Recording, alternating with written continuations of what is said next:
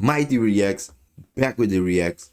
On today's video, we're gonna react to Pepsi caused a riot that killed 5 people by Ray Williams.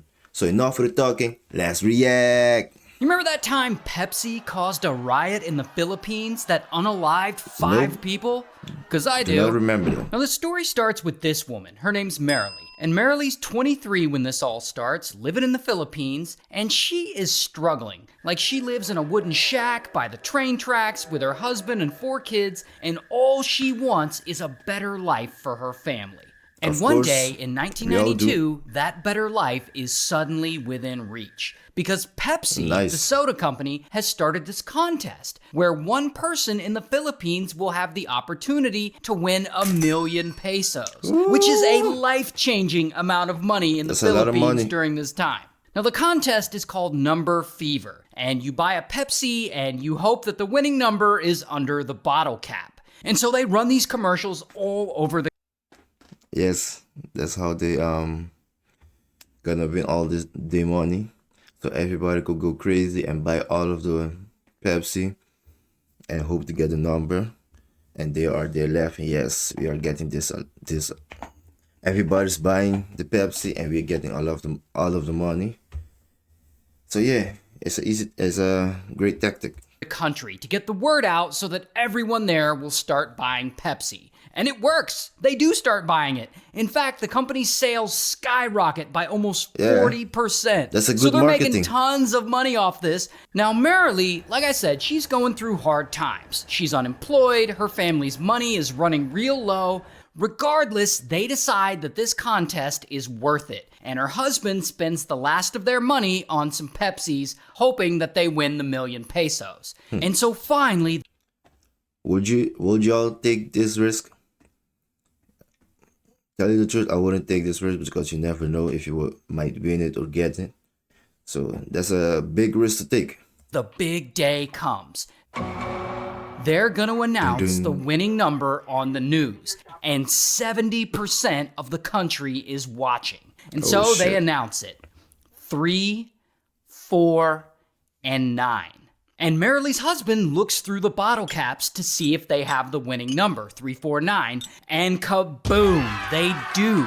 Marilee and her family have just won 1 million pesos. And so they're like screaming and dancing around the living room because they're about to be rich. I mean, they can finally create a better life. Sometimes you just gotta take the risk, bro. You never know. But hey, shout out to them. That's a big risk to take, but hey. For themselves and for their kids. Until... Here's the dildo.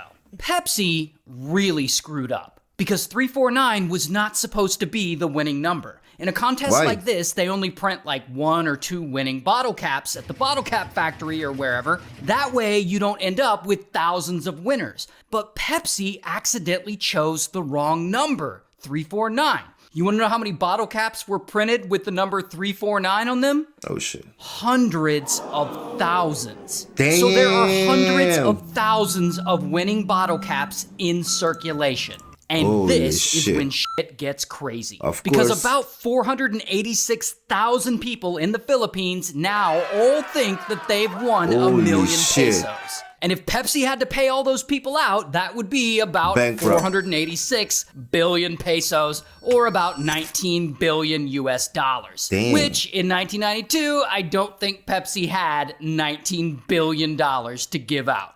But people don't know that. They all think they won. So I guess some people that won live near a Pepsi bottling factory in Quezon City, and they want their money right away. And so a bunch of them show up to the bottling factory like they're about to get paid. Pepsi, you and need like to pay one up, woman bro. has like 35 winning bottle caps, so she thinks she's about to win 35 times over. So as this mob starts gathering outside the gates of this factory, a secretary inside the place is looking out the window like, what the fuck? Why are there so many prize winners? And so Pepsi has to call the government to be like, we screwed up. And now the execs at the company have no idea how they're gonna get out of this. And I guess some execs are like, hey, let's just change the winning number. No one will notice. And so they let some local newspapers know the new winning number. And the next morning, Bro, you wouldn't think that I would notice the winning number if I already won? Bro, that's crazy. But how Pepsi's gonna fix it, bro? They really screwed up. Papers are all saying that the real winner is the number 134. And this just makes things infinitely worse. It makes things more confusing, and it pisses off all the other 349 winners because they feel like they got screwed over, and they did. Hell and yeah. so even more 349 winners start showing up to the Pepsi factory demanding to be paid. And so Pepsi has to start taking security measures by like locking up the gates, and then they get policemen and military as security guards because these people are now on the edge of getting violent. Bro, and so by mid-morning, too. this crowd keeps getting more and more rowdy. And some of them are starting to throw rocks at the factory building. And no one is leaving. Even as night falls, people are still there outside waiting, upset that they didn't get their prize money. Meanwhile, Pepsi executives are still panicking. They know a lot of people have this winning 349 number, and they know that they can't pay everyone out. But they have to do something because people are about to riot.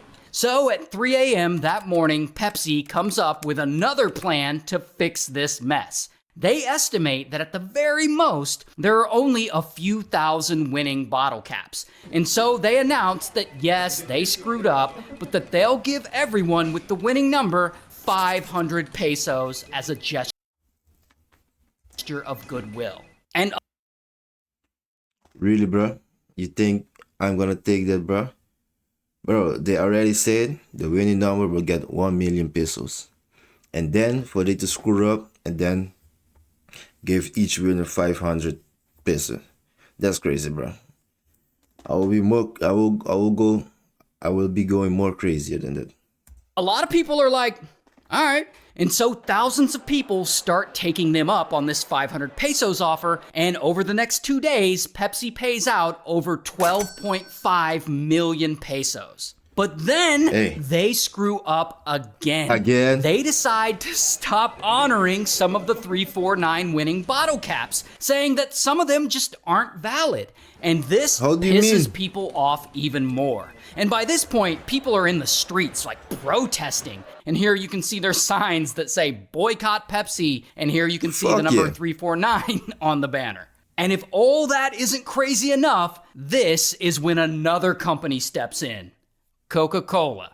Apparently, as all of this is going down, an executive at the local office of Coca-Cola is like, well, this is gonna be great for Coke. And so he pays one of the lead protesters 10,000 pesos as startup money to help fund the anti-Pepsi protests. And this is when the protests really get out of control. And the protesters start rioting in the streets, demanding their money. People are making Molotov cocktails and homemade bombs, and they're like throwing the Molotov cocktails at the windows of the Pepsi factory. Then they start targeting the delivery trucks, and they like vandalize them. The crowd flips some of them over, and they set some of them on fire. And then someone throws an actual live grenade through a window at the Pepsi factory, and it goes off, unaliving 3 employees who were inside. Like, this is insane. And while all of this is going on, there are also people filing lawsuits against Pepsi. In fact, 22,000 people in the Philippines take legal action against them. So thousands of lawsuits are filed. And some of them band together, and some of them start forming groups. I mean, people are fighting really hard to get paid from this. And so Marilee and her husband, they join one of these groups. And they also start joining rallies and like protests. And so all of these protests and all these legal battles, they go on for about 2 years. And eventually, all the anger dies out, and the protests, they fade away, as Pepsi isn't really gonna budge much. And at the end of it all, Marilee finally gives up. And she just doesn't have the energy for this, and her husband had recently passed away from a heart attack, and so she's left to support her family all by herself. And so she moves on, and sadly, she never sees a single peso from Pepsi. And in 2006, the Philippine Supreme Court ultimately rules that Pepsi is actually not at fault for this and is not liable for damages. And so ultimately, thousands of lawsuits and criminal complaints against them are dismissed. And it's crazy because at the end of it all, 5 people died total from the riots, and Pepsi had to pay a fine of like 150,000 pesos and some relatively small payments to a few plaintiffs, but not much. I mean, they really didn't get into much trouble for this. So yes, guys, what is your opinion on this one? I think it's very sad for this family or every other people who was struggling and they thought they won, and then to hear there was a mistake and all of this, all the reason that they didn't really win the money. But look at this family.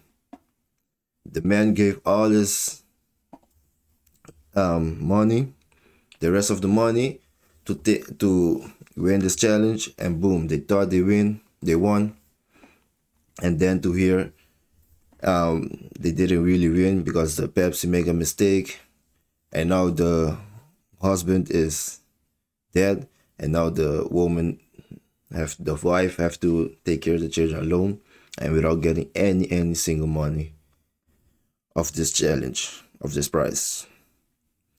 Would y'all take this risk if y'all was in that situation?